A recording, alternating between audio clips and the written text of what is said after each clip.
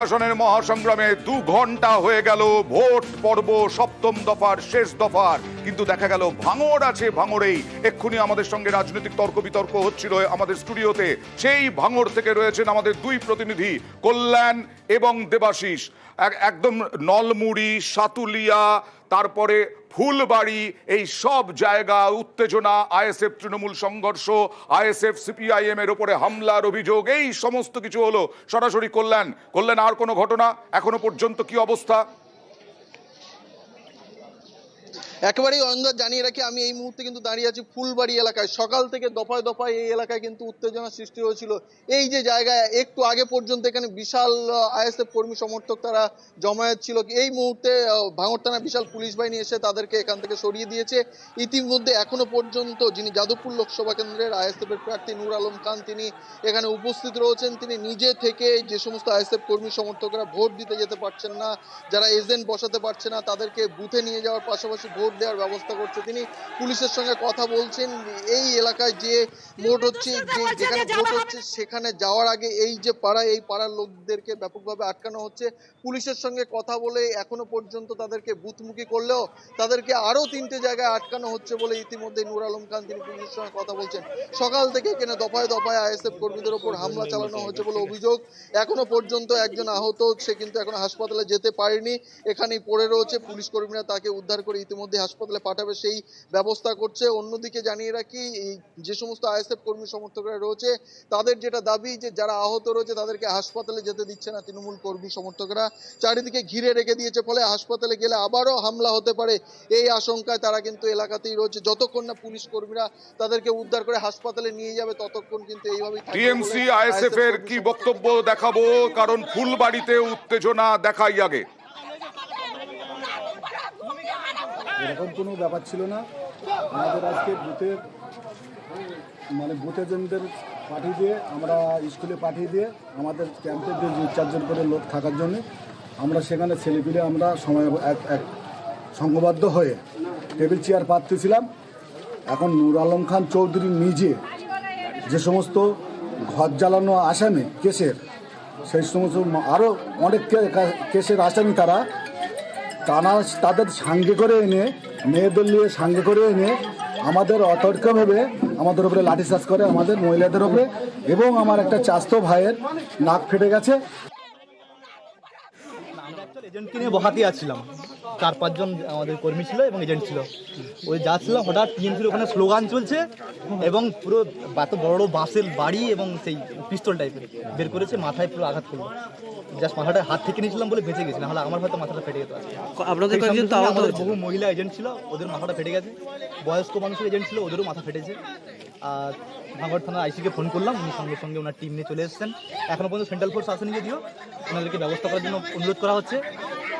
উনি ব্যবস্থা করার পরে আমরা এখান থেকে সমস্ত ব্যক্তিকে বসিয়ে দিয়ে তবে অন্য কেন্দ্রে যাবো। এই মুহূর্তে সরাসরি চলে যাব আরেক প্রতিনিধি দেবাশিসের কাছে। দেবাশিস, কিছুক্ষণ আগে আমাদের স্টুডিওতে বিরোধীরা বারবার অভিযোগ করছেন পুলিশ কি করছে, পুলিশের ভূমিকা নিয়ে প্রশ্ন তুলছেন, এবং কিউআরটি, কেন্দ্রীয় বাহিনী, এই সব নাকি শাসক দল এই সব চালাচ্ছে। কি অবস্থা ওখানে?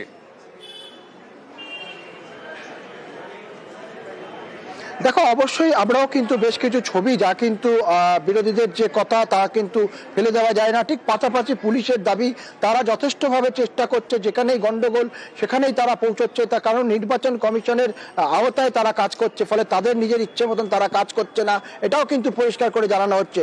কিছুক্ষণ আগে ভগবানপুর পঞ্চায়েত, গ্রাম পঞ্চায়েত, সেখানে তৃণমূল কংগ্রেসের যে বুথ অফিস রয়েছে, সেই বুথ অফিসে যারা ছিল সেখানে জমায়েত করে ভোটারদের ভোট দিতে যেতে বাধা দেওয়া হচ্ছে। এবং তখন বেশ কিছু মহিলা যখন ভোট দিতে আসে, তখন কার্যত মহিলারা কিন্তু বিক্ষোভে ফেটে পড়ে। কার্যত তারা আক্রমণ করতে শুরু করে তৃণমূল কংগ্রেসের কর্মী যারা বাধা দিচ্ছিলেন। খবর পেয়েই ঘটনাস্থলে পৌঁছায় কেন্দ্রীয় বাহিনী, কিউআরটি ফোর্স, তারা সেখানে জমায়েত হাঁটায় এবং পরবর্তীকালে মহিলারা ভোট দিতে গিয়েও তাদেরকে কিন্তু বুথ থেকে ফিরে আসতে হয়। বিস্ফোরক অভিযোগ, তার কারণ তারা যখন বুথে ঢুকছে সেই সময় কিছু লোক তাদের বাড়িতে গিয়ে তাদের যে অন্য পরিবারের লোকজন আছে তাদেরকে হুমকি দেওয়া হচ্ছে যে দ্রুত বুথ থেকে সরে আসতে হবে, নাহলে তাদেরকে ভোটের পরে দেখে নেওয়া হবে। এই ঘটনা এবং সকাল থেকে সেতুলিয়া, এই দেখো তোমাকে ছবি দেখাচ্ছি অন দ্য লাইভ, এই সেতুলিয়া আইএসএফ এর এজেন্ট বসতে দেওয়া নিয়ে যে গন্ডগোল, সেই গন্ডগোলে আক্রান্ত হয়েছিলেন আমার। তারা কিন্তু চিকিৎসার পর তাদের নিজস্ব যে ভোটদান প্রক্রিয়া তারা করলেন, অ্যাম্বুলেন্স করে ভোট দিতে এলেন। কেউ অ্যাম্বুলেন্স কিভাবে হলো সকালে ঝামেলা? অ্যাকচুয়ালি আমরা এসেছিলাম এজেন্ট দিতে, সিপিএন এবং আইএসএফ থেকে দুজনা যৌথভাবে আমরা এজেন্ট দিতে এসেছিলাম। অনেক লোকজনই এসেছিল, সাথে এখান থেকে যারা সিকিউরিটি ছিল তারা আমরা বললো যে এখানে 44 যারা আছে এজেন্টগুলো থাকো, বাদ বাকি সব চলে যাও। কাউকে কি বসতে দেয়নি?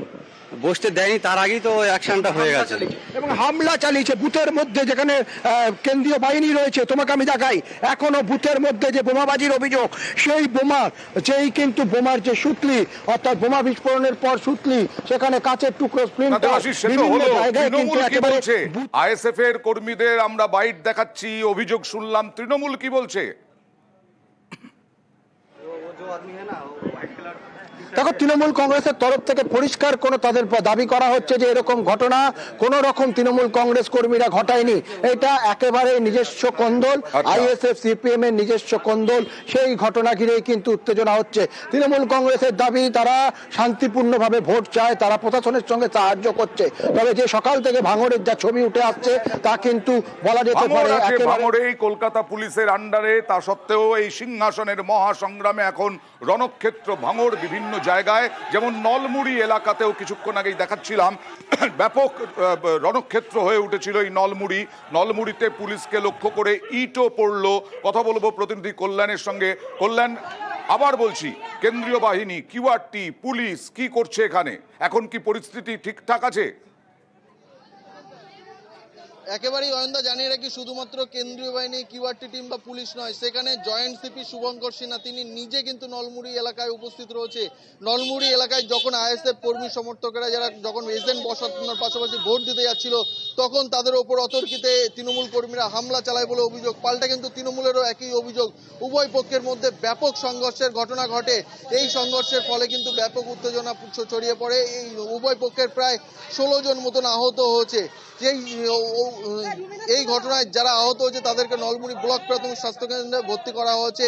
কিন্তু আইএসএফ এর যে সমস্ত কর্মী সমর্থকরা আহত হয়েছে তারা কিন্তু হাসপাতালে আসতে পারছিল না। এই অভিযোগ পাওয়ার পরেই কিন্তু জয়েন্ট সিপি শুভঙ্কর সিনহা তিনি ঘটনাস্থলে যান বিশাল পুলিশ বাহিনী নিয়ে। তখনই কিন্তু তা হচ্ছে পুলিশ কর্মীদেরকে ঘিরে ধরে আইএসএফ কর্মী সমর্থকরা বিক্ষোভ দেখায় বলে অভিযোগ।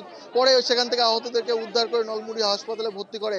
আমি যেখানে দাঁড়িয়ে রয়েছি এই ফুলবাড়ি এলাকায় কিন্তু এখনো যথেষ্ট উত্তেজনা।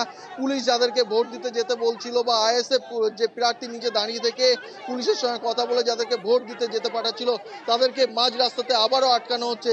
যারা ভোট দিতে যাচ্ছিল আবারও কিন্তু তারা ফিরে আসছে। আমি কথা বলে নেবো একজনের সঙ্গে, যারা ভোট দিতে যাচ্ছিল, কি সমস্যা কি হচ্ছে, ভোট দিতে যাচ্ছিল? এমনি